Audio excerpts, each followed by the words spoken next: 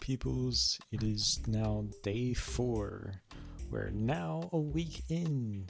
To celebrate, I made a talking gif of me, specifically for shorts to replace the current one. Anyways, last time I drew Sheep Nokay, and I think I did a nice job at designing and writing him. Alright, let me spin the wheel, see what we land on for today.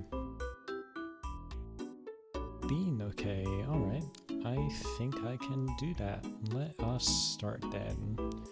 So, alright, lore. So Nokay looks at the empty world around him and knows how lonely it can be. But then he thought about something. What if he could make life? So he looked at the trees and drawn a beehive on the tree.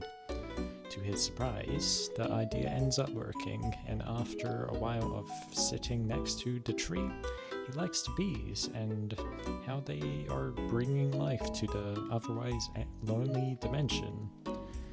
But then he wonders, what exactly is it like being a part of the hive? So he grabs Hoka and turns them both into bee versions of themselves by using the book.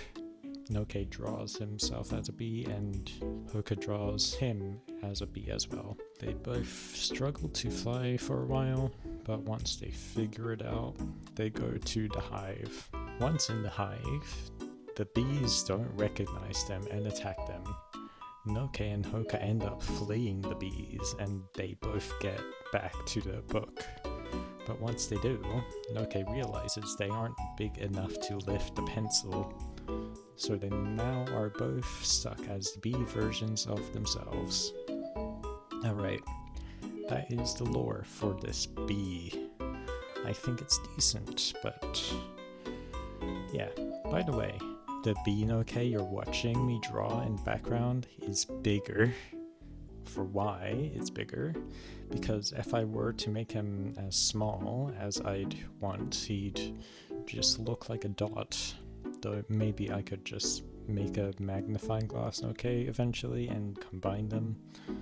But yeah, here is the drawing. I really like the design I did for him.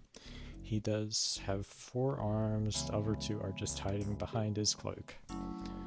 Alright, thank you all for watching. If you have a suggestion for what you want me to put on the wheel, feel free to put it down in the comments. Alright then, see you all tomorrow. Bye bye.